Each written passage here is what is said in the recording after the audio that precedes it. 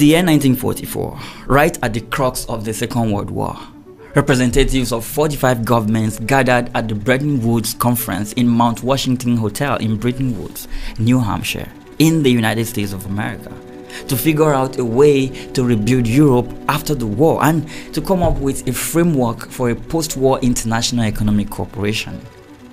The idea was to set up a global economic institution. In the views of this guy, Harry Dexter White, this institution would function like a bank, making sure that borrowing states could repay their debts on time.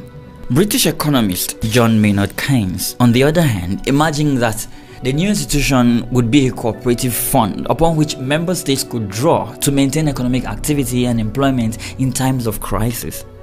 About a year later, on December 27, 1945, the International Monetary Fund (IMF) formally came into existence, with the first 29 countries ratifying its Article of Agreement. 2 years later, on March 1, 1947, the IMF began its financial operations, with France becoming the first country to borrow from this institution. Since then, the IMF has become the global lender of last resort, offering financial help to countries that find themselves in bad economic situations. It is like a giant bank funded by 190 member states, where countries in need of financial help go to ask for loans to help stabilize their economies.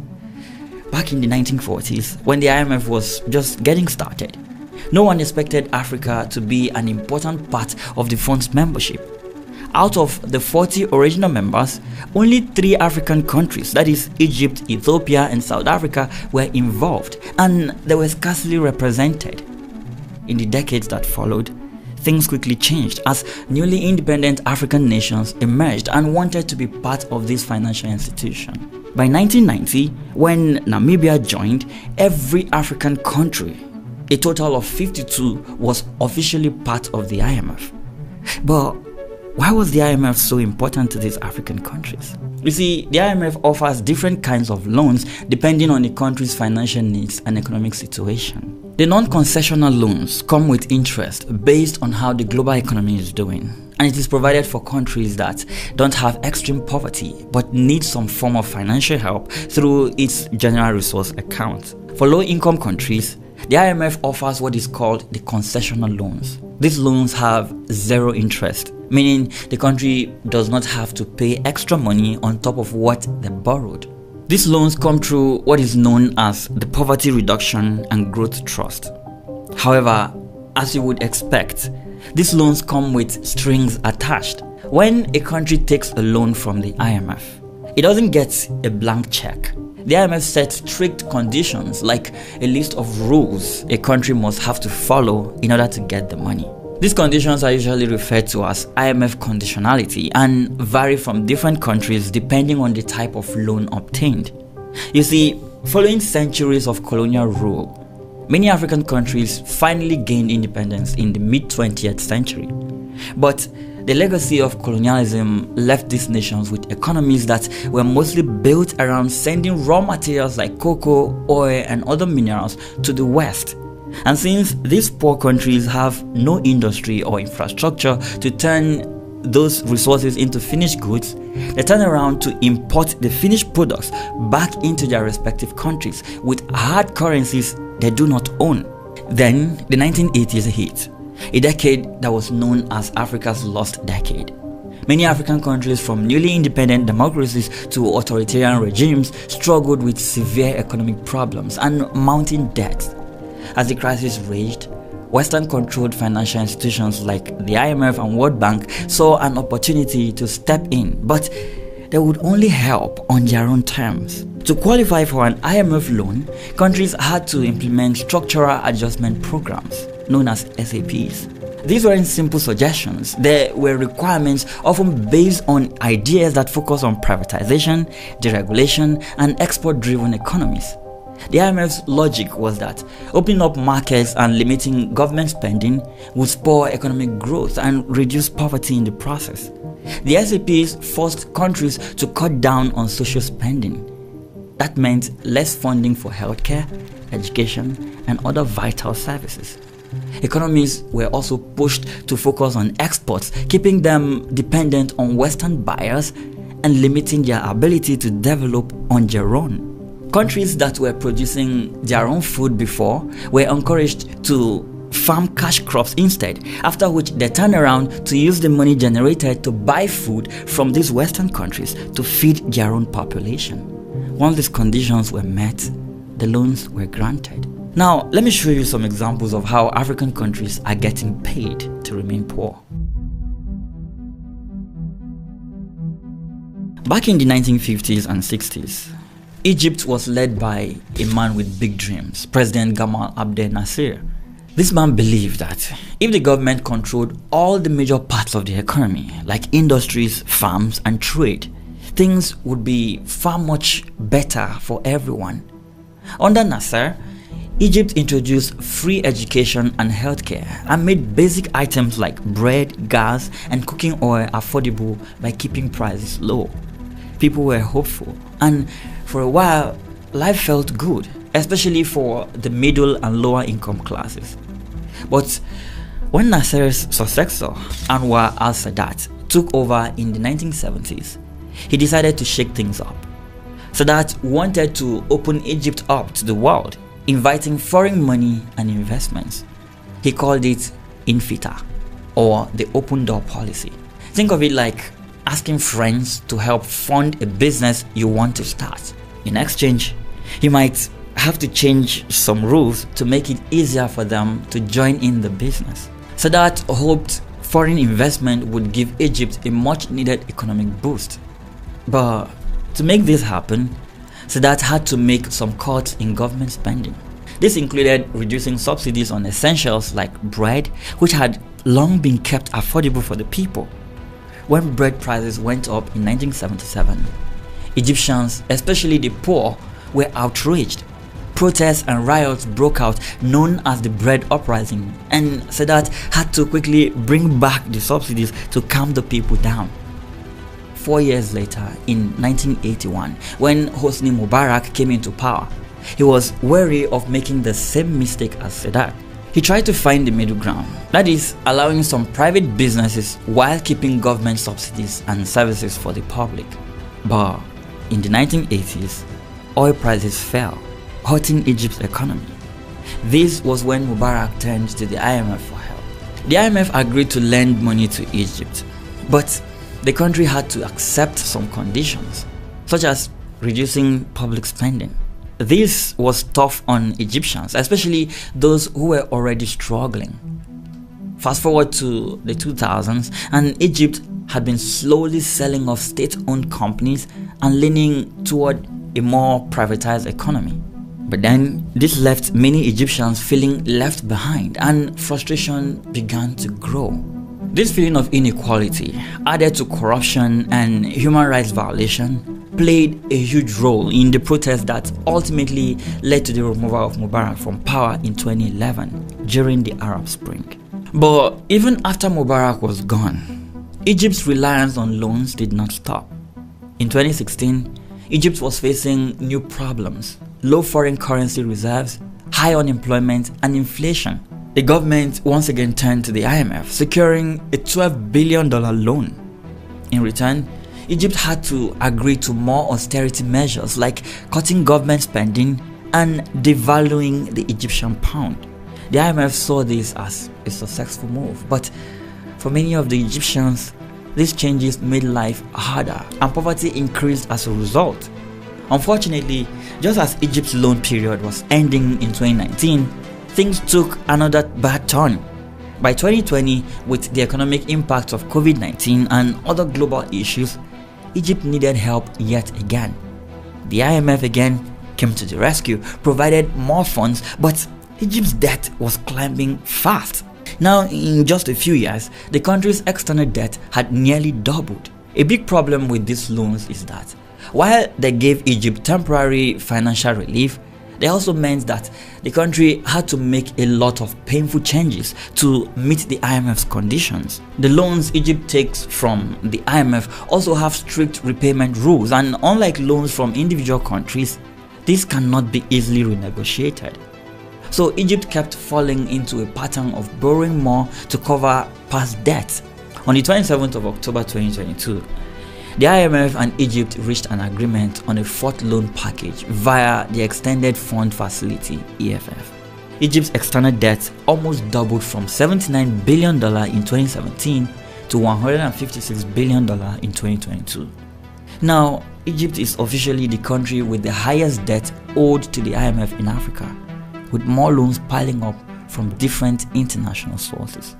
But Egypt is not alone in this mess.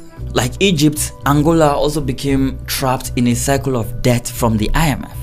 Unlike most nations in similar situations, Angola leveraged its vast oil wealth to negotiate unique terms with the IMF.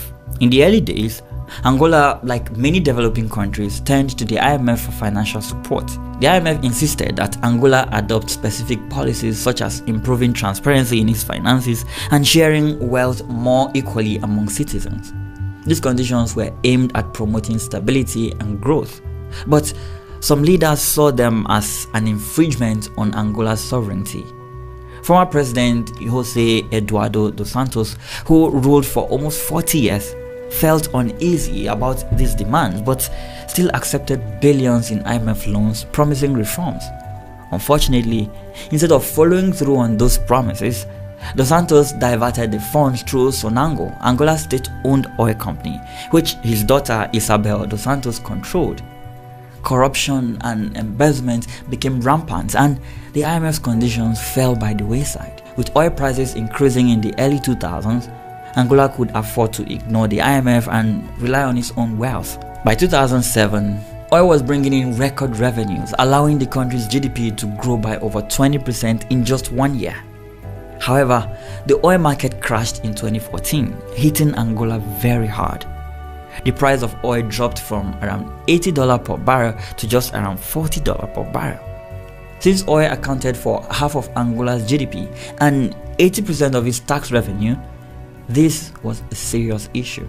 Now desperate for funds, Dos Santos returned to the IMF to bail him out in 2016, knowing he would have to comply with their strict terms again. As at November 7, 2024, Angola's debt to the IMF stood at an alarming $2.99 billion. If we move to East Africa, there is Kenya. Kenya's experience in the 90s with loans from the IMF showed just how risky these agreements could be. Take 2011 for example, when the IMF pushed Kenya's government under President Mwai Kibaki to introduce a value-added tax on fuel. While the IMF argued this would raise much-needed revenue, Kenyans, especially economists, warned it would only hurt the economy and make life harder for everyone. Fuel, as you see, is essential for almost every industry, and adding more taxes meant higher costs across every sector. This made basic goods and services more expensive, leading to inflation that hit the average Kenyan very hard. The Kibaki government resisted at first, understanding the harm it could cause for the economy. But eventually, IMF pressure prevailed and the VAT on fuel was implemented. While this move did bring in extra tax revenue for a while, it also increased prices, slowed down business growth, and caused inflation to skyrocket. Fast forward to 2021, when Kenya, led by President Uhuru Kenyatta and Vice President William Ruto, entered another loan agreement with the IMF. This new program promised around $3.9 billion in funding, plus an extra $542 million for climate-related efforts. In exchange, Kenya agreed to raise taxes, cut subsidies, and reduce government spending, with strict conditions often known as austerity measures, which the IMF argue is necessary to help countries manage debt. But for ordinary Kenyans, they made everyday living more expensive and led to more public dissatisfaction. When William Ruto became president in 2022, he was quick to meet some IMF conditions. For instance, he removed subsidies on maize flour and fuel, and almost immediately, the prices of these essentials jumped up again. By early 2023, fuel prices hit record highs in Kenya, and by July, the value-added tax on fuel was doubled from 8% to 16%. At present, Kenya owes the IMF about $3 billion, and this debt grows every year. In Ghana, the IMF's influence has been profound and, for many, deeply problematic. Ghana is blessed with abundant natural resources and a robust agricultural foundation. once had a thriving local rice industry, particularly in the northern regions. To support this, the Ghanaian government provided subsidies to local rice farmers, allowing them to produce rice at a large scale to feed the country and even export some for profit. This approach not only allowed Ghana to grow enough rice to feed its population, but it also created jobs and contributed to the local economy. However, this promising situation took a drastic turn when the IMF and the World Bank stepped in with their loan conditions. To qualify for new loans or avoid penalties on existing debt, the IMF required Ghana to remove subsidies that supported local rice production. According to them, Ghana should rely less on its own farmers and instead open up its market to rice imports from partner countries, particularly Western nations with strong ties to the IMF and the World Bank. With subsidies gone, local rice production went down. Northern rice farmers who once relied on government support to keep costs manageable and produce enough for the nation suddenly faced increasing cost of production. Many could no longer compete with the cheaper imported rice flooding the market. As a result, Ghana quickly became increasingly dependent on importing rice, which now cost the country millions of dollars each year. Now, the impact of this shift has been severe. The once thriving northern farming communities are now among the poorest in the country. Jobs disappeared, families lost income, and economic opportunities faded away. Meanwhile, the debt to the IMF and World Bank continues to grow. Presently, Ghana's debt to the IMF is about $2.26 billion. And when we take a short trip away from Ghana, we get to Nigeria, the largest economy in Africa. Nigeria is today almost at the bottom of the World Poverty Index, despite its massive natural resources. The country's relationship with the IMF began back in the 1980s, when Nigeria faced a big economic crisis. Although Nigeria joined the IMF in 1961, it wasn't until 1983 that the country actually sought out a loan. You see, in the 1970s, Nigeria experienced an oil boom which brought in a lot of revenue. This was a period of optimism for its people. Lots of money was flowing in and the government was spending heavily on public projects and infrastructure. But while the government had money to spend, they weren't saving or investing in other important areas, especially agriculture. Before the oil boom, Nigeria's economy mostly depended on agriculture. Oil revenue made up only a small part of the economy back then. But as oil prices rose and foreign companies increased production, oil quickly took over as the main source of income. By the early 1980s, oil contributed about 30% of Nigeria's economy, up from less than 3% in the early 70s. As the government focused more on oil, agriculture was thrown to the side, leading to a fragile economy that relied heavily on one commodity, oil. In the late 1970s and early 1980s, things took a downturn as oil prices fell, exposing risk of depending so heavily on oil. Nigeria suddenly faced declining revenues, fewer exports, and serious problems like unemployment and shrinking foreign reserve. The factories that had sprung up during the boom also faced setbacks as they relied heavily on imported materials. When the oil income shrunk, so did the ability to buy those materials, causing many businesses to shut down, lay off workers, or operate at limited capacity. This economic strain led Nigeria to apply for an IMF loan on April 18, 1983. But to access this loan, Nigeria had to meet certain conditions. This marked the start of Nigeria's IMF journey, which included a series of loan arrangements in the years to follow. The IMF wanted Nigeria to adopt what it called a structural adjustment program. However, implementing this structural adjustment program came with high costs that hit Nigerians hard. First, the SAP involved devaluing the Nigerian naira, which meant that the local currency became weaker against foreign currencies. From 1986 to 1990, the naira's value dropped significantly, making imported goods much more expensive. This had a big impact on local businesses and consumers. Industries that relied on imported raw materials saw their costs skyrocket, and many had to close down or lay off workers. Prices of basic goods went through the roof, creating inflation which affected the poorest Nigerians the most. Privatization was another aspect of the structural adjustment program that deeply affected the Nigerian people. The government sold off public enterprises, hoping to make these sectors more efficient. But in many cases, this meant layoffs as private owners wanted to cut costs. Tariffs on services like water, electricity, and transportation also went up, making it harder for ordinary Nigerians to afford their basic needs.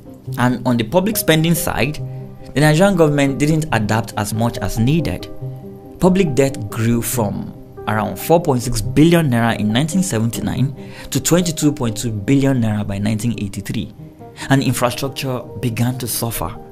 Basic services declined, and schools and hospitals struggled as funds meant for these services were often misappropriated or mismanaged. As the effects of these policies persisted, the IMF continued to loan money to Nigeria with new agreements in 1989, 1991, 2000, and even 2020.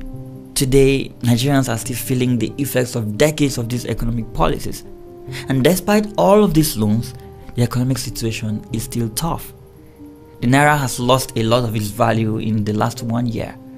Prices for everything from food to fuel are high, and poverty levels remain troubling for Nigerians. It seems that following these policies from the IMF and World Bank has not created the prosperity that Nigerians hoped for. Presently, Nigeria's outstanding IMF credit is about $613 million. One of the harshest realities African countries face with IMF loans is the debt cycle. When you take an IMF loan, you are not only paying back the principal amount, but sometimes there are steep interest involved. This creates a snowball effect where debt piles up faster than economies can grow. By the early 2000s, Sub-Saharan Africa was paying $15 billion each year just in debt repayments, which was way more than the total aid, loans, or investment it was receiving. Imagine trying to build a thriving economy when nearly every penny you earn goes towards paying off debt. Between 1980 and 2004, Africa sent about $229 billion to the West in debt repayments. In fact, while African nations worked hard to export goods and generate revenue, that money was flowing right back to wealthy countries instead of staying on the continent to help fund growth and development. As African countries were forced to cut down on social services, the quality of life for citizens went down. Now we have unemployment soaring, wages falling, and the cost of basic necessities like food and fuel have gone up. And because African countries were still reliant or are still reliant on exporting raw materials, the benefits of these loans primarily serve Western economies rather than African economies. Now, while IMF loans may have provided temporary relief, they often come at a high price. And for many countries, this raises serious questions as to whether these loans truly help or are just another means of control. Thanks for watching.